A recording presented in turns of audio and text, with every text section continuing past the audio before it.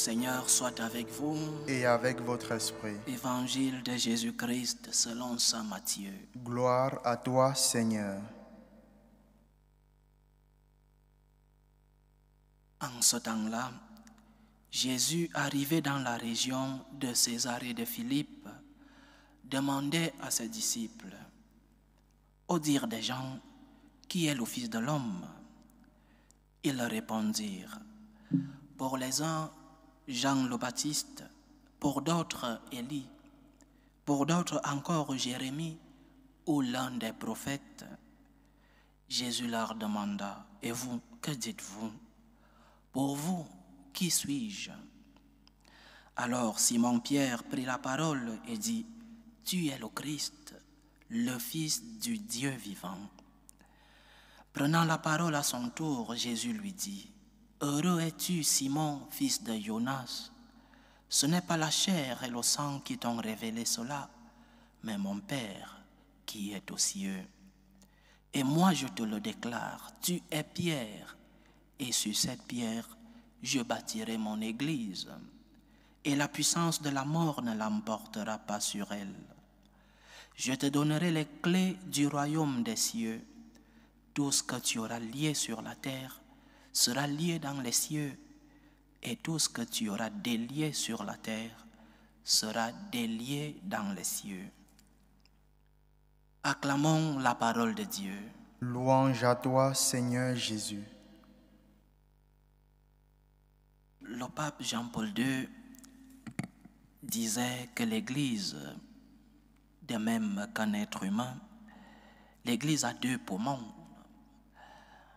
Le premier poumon est l'Église occidentale qui a comme base, qui a comme siège Rome. Premier poumon, l'Église occidentale. Et le deuxième poumon, l'Église orientale, qui avait comme siège Constantinople, l'actuel Istanbul. Et ces deux poumons signifient que l'Église respire, d'une part, par le rituel de Rome, et d'autre part, selon le ressenti de l'Orient. Actuellement, dû à la forme grégorienne, nous utilisons tous, en règle générale, le missel romain, même hors de l'Europe où je suis, en Afrique, en Amérique, en Océanie. Le missel romain est celui qui marque la ligne directrice à travers laquelle nous célébrons l'Eucharistie. Mais il y a un autre groupe qui célèbre encore selon le rite oriental. Ce sont les gréco-catholiques, ceux qui sont restés fidèles à Rome. Ils sont restés fidèles au pape, mais leur liturgie est la liturgie orientale. Je vous commente ce passage de Saint Jean-Paul II parce que nous pouvons transposer cela à la fête que nous célébrons aujourd'hui. L'Église a deux poumons, Pierre et Paul. Pierre implique l'unité et la continuité avec le peuple d'Israël. Il était juif et donc il incarne cette unité avec le peuple élu. Et d'autre part, Paul, il était aussi juif, mais à la fois, il était citoyen romain. Il incarne l'ouverture de la bonne nouvelle à tous les peuples dans la figure de ce que la parole de Dieu appelle les gentils. L'Église est donc appelée à être continuité de la révélation de Dieu aux hommes dans l'Ancien Testament, mais à s'ouvrir à tous les peuples en prêchant à tous la bonne nouvelle. C'est cela les symboles que nous célébrons aujourd'hui. Pierre, le symbole de la continuité de la révélation de notre Seigneur à un peuple, le peuple juif, et Paul, ouverture aux autres nations. Parce que Dieu veut que tous les hommes soient sauvés, dira Saint Paul dans sa première lettre à Timothée. Dieu veut que tous les hommes soient sauvés, pas seulement qu'un peuple soit sauvé. Dieu veut que tous les hommes soient sauvés et parviennent à la connaissance de la vérité. Dans cette fête, donc, nous nous rappelons que l'Église, basée sur le roc des apôtres, qui est restée fidèle à Dieu, est une Église apostolique. Elle doit transmettre la bonne nouvelle à tous les hommes, indépendamment de leur race, de leurs conditions, de leur lieu. L'Église est appelée à arriver dans les cœurs de tous les hommes.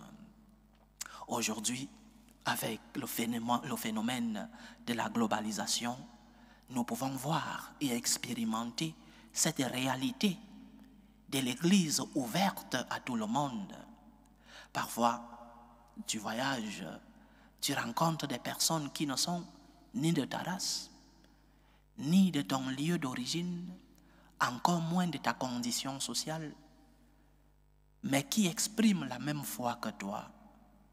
C'est l'expérience de l'ouverture de l'Église à toutes les nations, symbolisée par Saint Paul.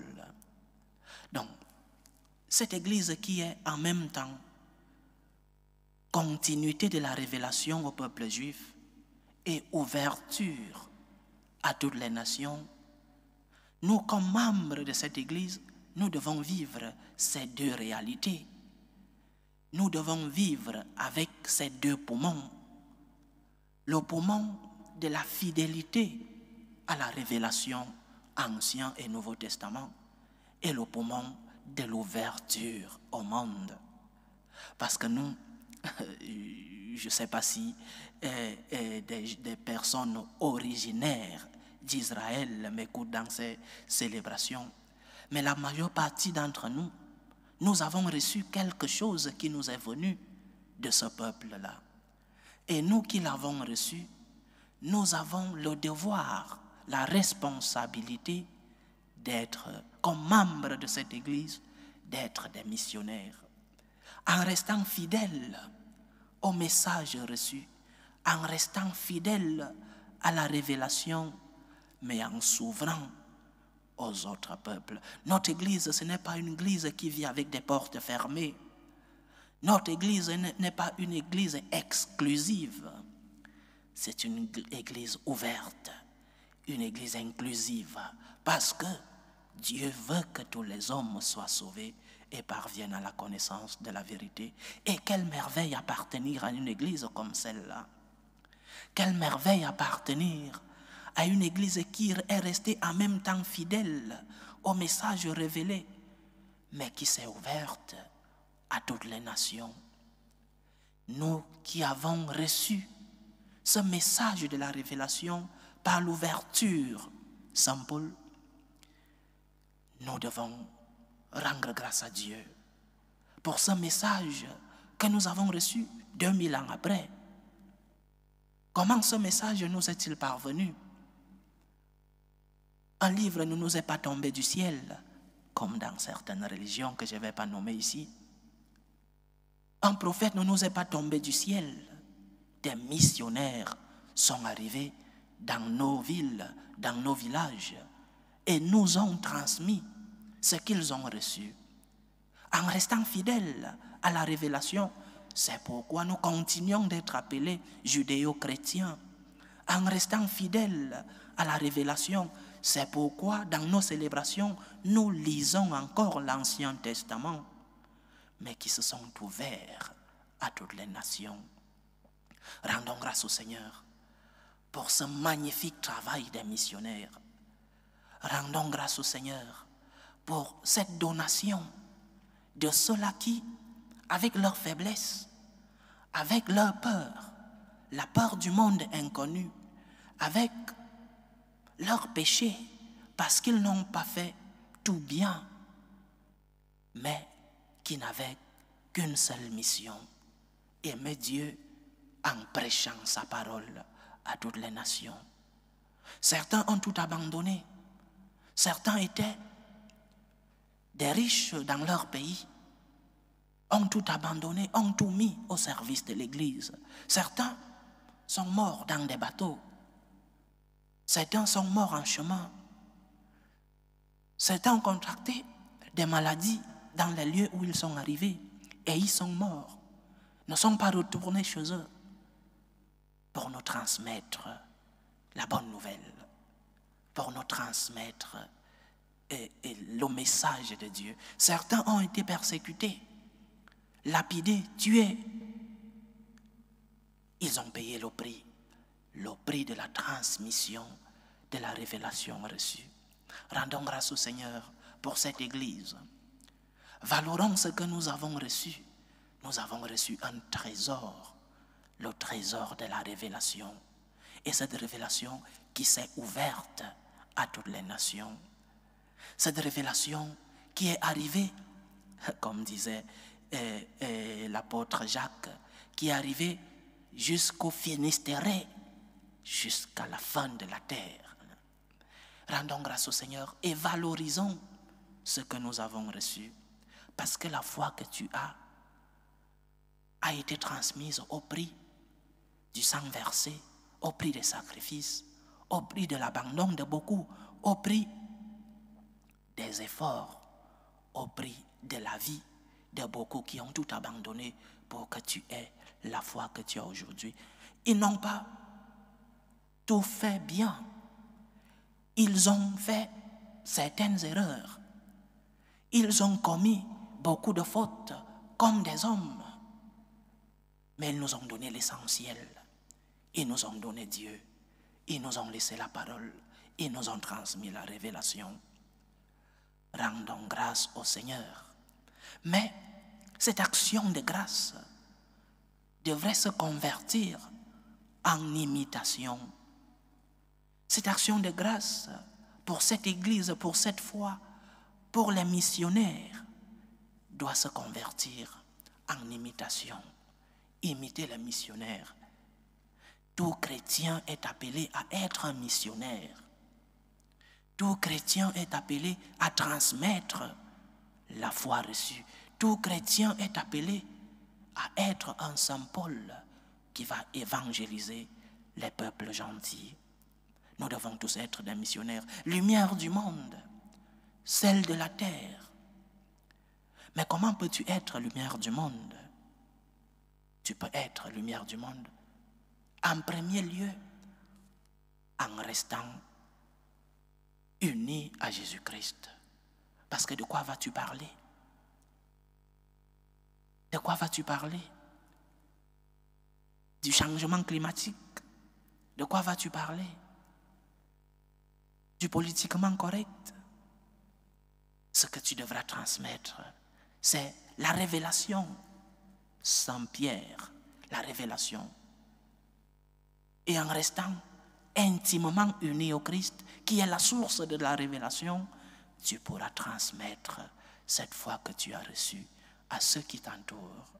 Lumière du monde, par la prédication, par l'exemple, par l'espérance dans ta vie, par ton comportement.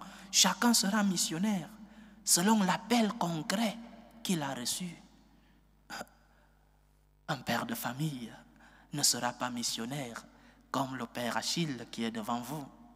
Chacun selon le statut et l'appel concret que tu as reçu. Mais nous tous nous sommes appelés à être missionnaires. Missionnaires comme parents, à travers tes enfants.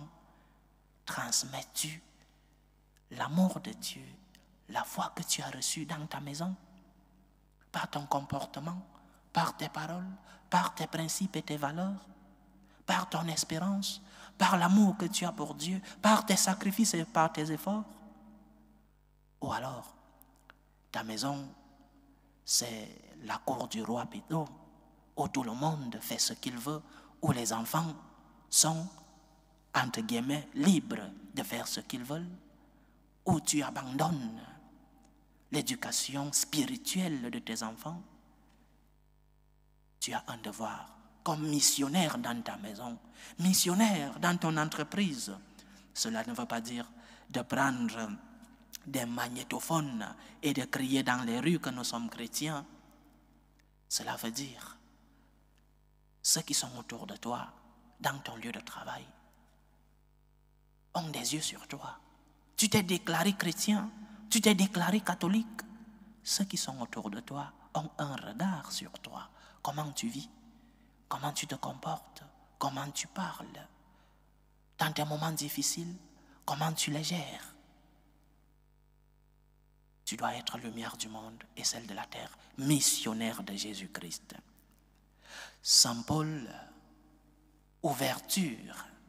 Saint Pierre, fidélité dans la révélation, les deux poumons de notre Église. Mais aujourd'hui, nous célébrons aussi que cette Église qui nous est arrivée continue d'avoir à sa tête Saint Pierre, le Saint-Père. Aujourd'hui, le pape Léon XIV, nouvellement élu pape de notre Église.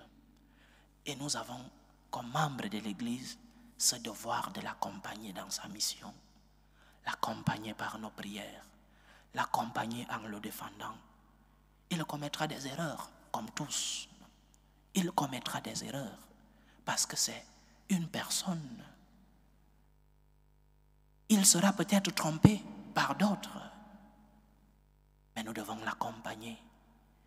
Nous devons l'accompagner par nos prières, par notre défense, mais aussi, aujourd'hui, lorsque nous célébrons la fête des apôtres Pierre et Paul, il y a dans les paroisses une quête spéciale pour les œuvres du Saint-Père, l'accompagner par nos moyens financiers. Accompagnons le Saint-Père dans sa mission de celui-là qui a reçu la clé de l'Église sur terre pour qu'il puisse administrer, diriger cette Église selon la révélation et selon l'ouverture à toutes les nations. Que le Seigneur puisse compter sur nous comme des missionnaires, que le Seigneur puisse compter sur nous pour que nous puissions être ses pieds qui vont prêcher la bonne nouvelle comme Saint Paul, que nous puissions être son cœur, ce cœur qui est resté fidèle à la révélation. Que le Seigneur nous aide, qu'il compte sur nous dans cette mission de pouvoir transmettre sa révélation à tout le monde. Missionnaire de Jésus-Christ, allons prêcher sa bonne nouvelle. Que le Seigneur nous aide. Loué soit Jésus-Christ. À jamais.